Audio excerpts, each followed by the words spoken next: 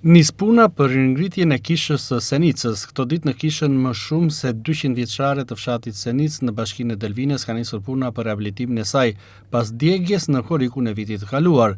Në nënkujdesin e kryetarit të fshatit, Llambinika është mundësuar sigurimi bazës materiale të nevojshme për ringritjen e saj, e cila ka nisur nga çatia e djegur tërësisht. Jemi në Senicë, te kisha Shën Dimitri.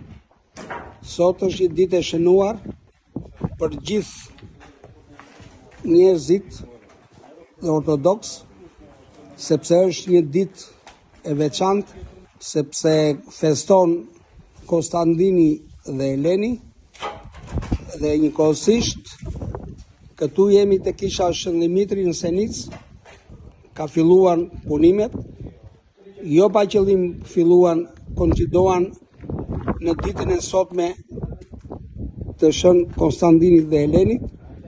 Ne këtej kemi marrë bekimin nga kjo kishë dhe kishën ke filluar të restaurojmë dhe do ta bëjmë më të mirë dhe më të bukur se shje. Ju falenderit gjithve, kudo që ndodhen, dhe unë dua të jap një falenderim të veçantë gjithë kontribuesve për kishën e Shën Dimitrit, që nga projektuesi, inxhinieri Leonida Papa, që nga kryebashkiaku i Dropolit Dimitër Tolit, dhe gjithë kontribuesit që nga Amerika, Anglia dhe kudo që kanë qenë, gjithë miqt dhe mbështetësit tanë. Ju falenderit dhe gëzuar ditën e sotme të Konstantinit dhe Elenit. Me gjithë vështirësitë e njohura të transportit në një terren jo të favorshëm për të përshkruar nga automjetet është bërë çdo përpjekje për gjetur zgjedhje në të mirë. Edhe në këto kushte është mundësuar çuarja në vend i lëndëve të para të nevojshme për hedhjen e çatisë së re. Ekipet e specialistëve kanë nisur tashmë nga puna, duke nisur nga montimi i strukturave metalike të çatisë.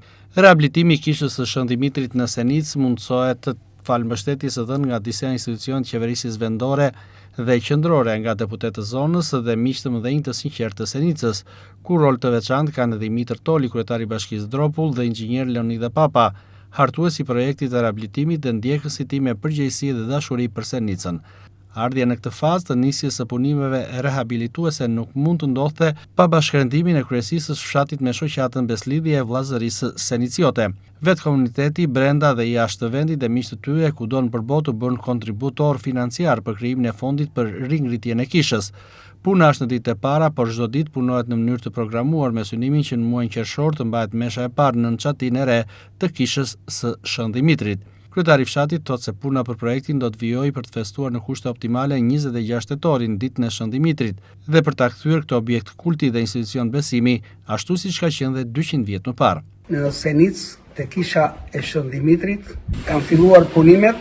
Kjo kishë për Senicën dhe për gjithë seniciotët, kudo që ndodhen, marrin bekimin dhe uratën e Zotit.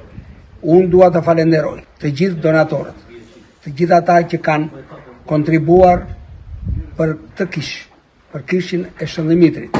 Të gjithë pa përjashtim, po dua të veçoj inxhinierin Leonida Papa, që projektoi dhe mundsoi që këto punime të jenë në ditën e sotme dhe të vazhdojnë.